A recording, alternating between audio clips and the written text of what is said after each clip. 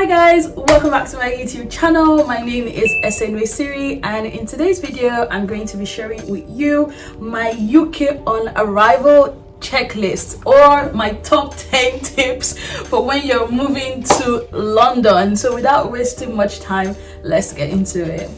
So guys, before I actually go into the details of this video, I just wanted to say that this is a new series that I'm starting on my channel. So I'm going to be answering questions around what the experience is like moving abroad, not just to London but also to Europe. Like I mentioned in one of my old videos, I moved from Nigeria to France, and then from France to London. So if you've got questions about life abroad, things you're scared of, or let me know in the comment section below, and I would see if I can make a video on it to address those issues. So now let's actually start this video.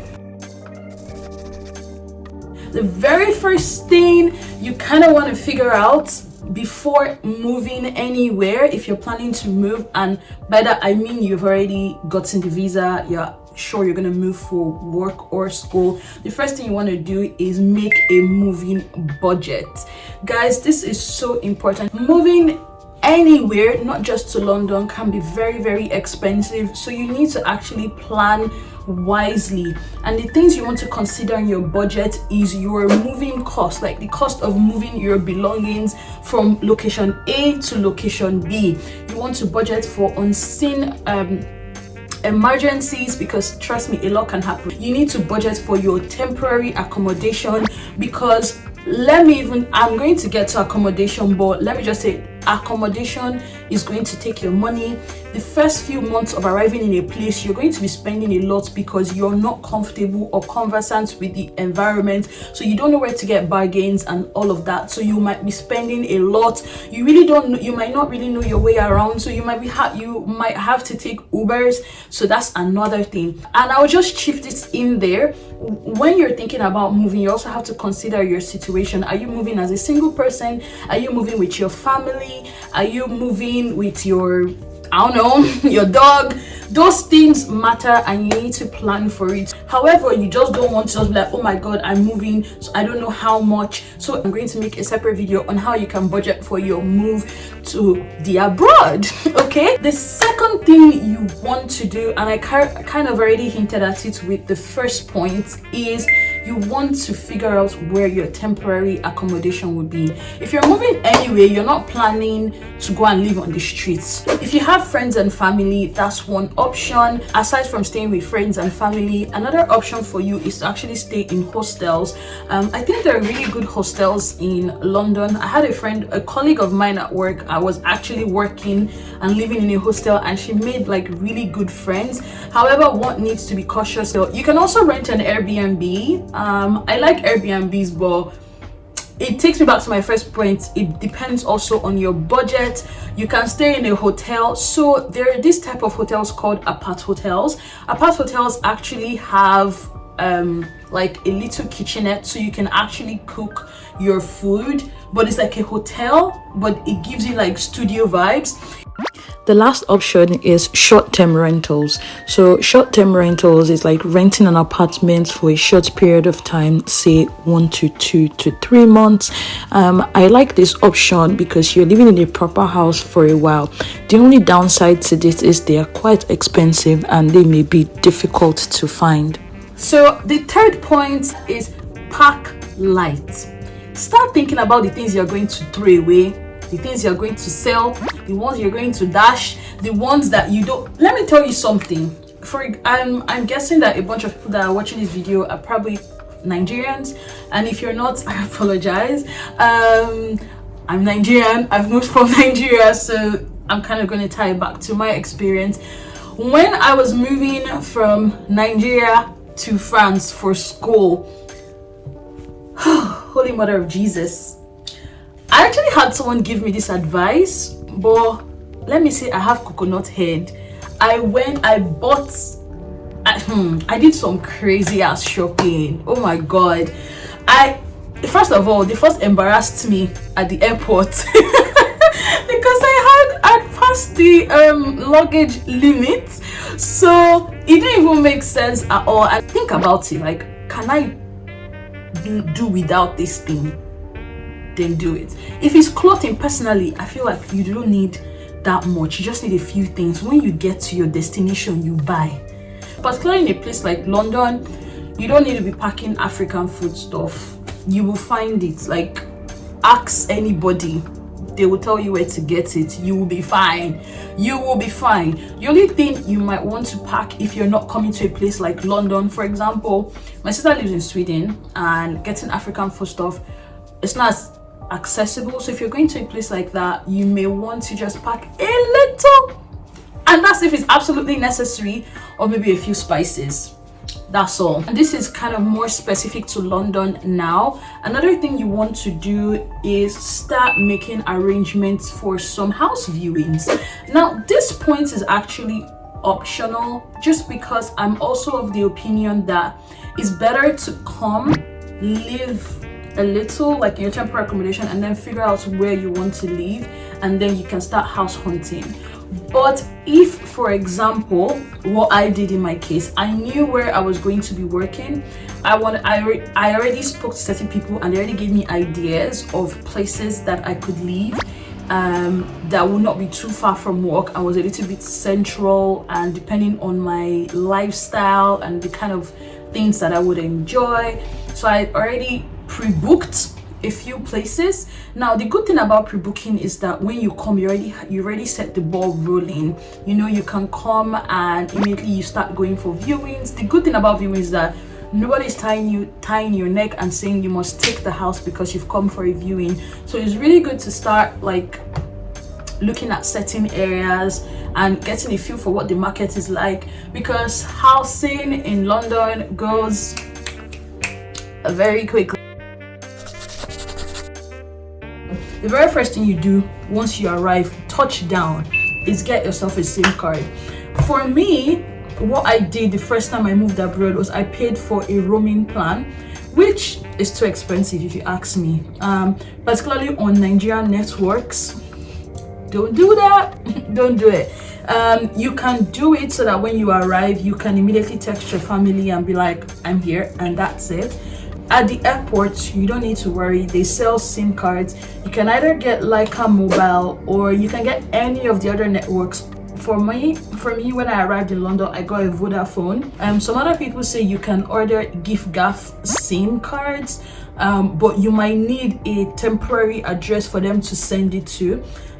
So for starters, I would say once you get to the airport, buy yourself any mobile network, just so that you have a phone number and you can get at least some data so that you can navigate.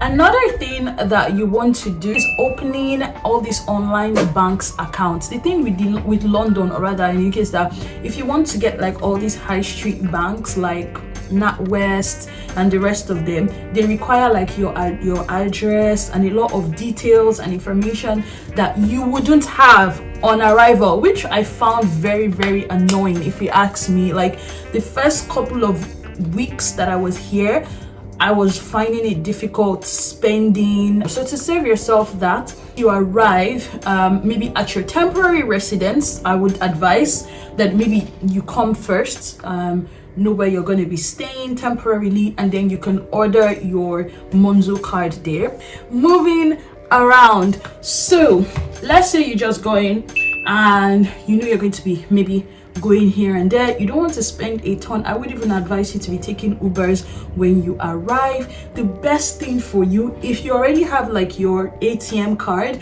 good for you, because here in London we do contactless. You just tap in and tap out, so that's sorted. But if you don't have that sorted, one advice I would give you is at the airport as well, get yourself an Oyster card. So the Oyster card is like your travel card, then you top it, and you can top it up with a certain amount, say 10-20 pounds, and that will help you move around.